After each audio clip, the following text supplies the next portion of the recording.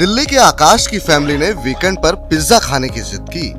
आकाश ने घर पर ही पिज्जा मंगाने का प्लान किया। पिज्जा कहां से मंगाया जाए इसे लेकर तो कोई मसला ही नहीं था। डोमिनोज पिज्जा है ना। खैर पिज्जा आया और पूरी फैमिली हैप्पी हो गई। लेकिन आकाश थोड़े से दुखी थे। लेकिन इसकी वजह क्या थी? दरअसल आकाश ये सोच रहे थे कि पिज्जा में डोमिनोज घर घर में परिचित ब्रांड है।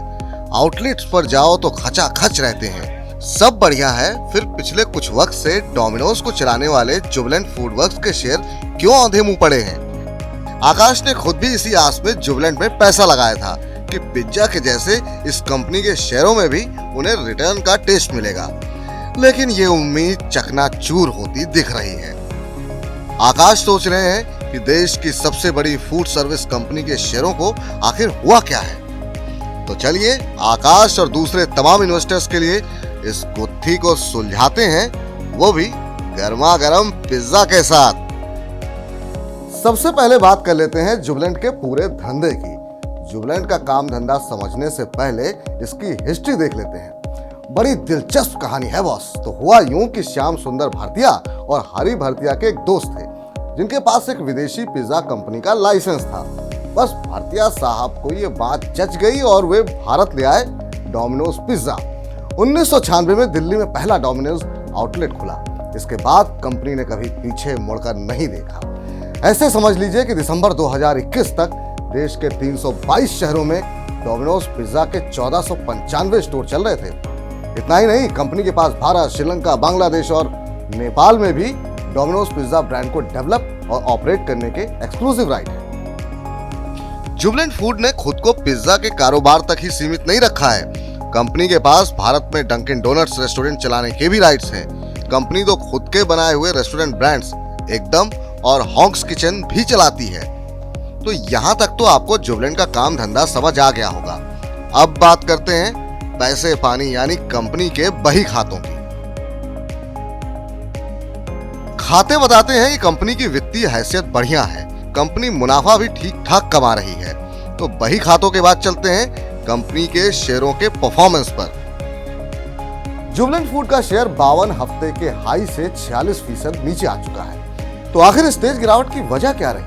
इसकी कई वजह है। एक मसला रॉयल्टी पेमेंट का रहा। जुबिलेंट फूड के प्रमोटर्स ने सेल का 0.25% ब्रांड रॉयल्टी के नाम पर मांगा। बाद में भले ही ये फैसला वापस हो गया, लेकिन इन्वेस्टर तो डर ही गए ना। इन्वेस्टर्स को लगा कि प्रमोटर किसी ना किसी बहाने कंपनी से पैसा निकालना चाहते हैं।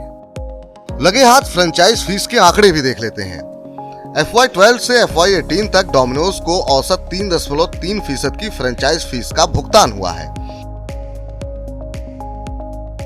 2019 में एंटी प्रॉफिटेरिंग अथॉरिटी यानी NAA ने GST का फायदा ग्राहकों को न देने की सजा कंपनी को दी। एक मसला सेम स्टोर सेल्स यानी SSS का भी है। फरवरी 2022 से कंपनी ने SSS ग्रोथ के आंकड़े देने बंद कर दिए। इसकी जगह like for like LFL growth के आंकड़े देने शुरू किए।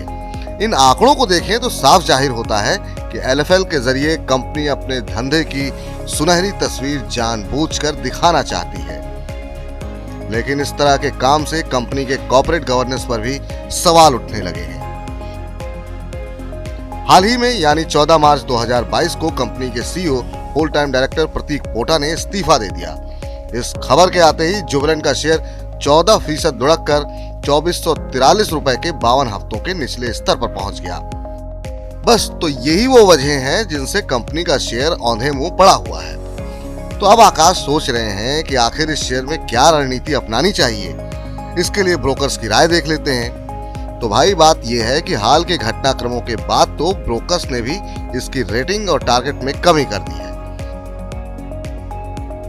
28 जनवरी 2022 को ही मॉर्गन स्टैनली ने छोटी अवधि की वैल्यूएशन सस्ते होने का हवाला देते हुए ओवरवेट की रेटिंग और 5000 का लक्ष्य दिया था। 52 हफ्ते की ऊंचाई से 28% की गिरावट को भी वैल्यूएशन सस्ते होने के पीछे एक कारण बताया गया था। मनी 9 की सलाह।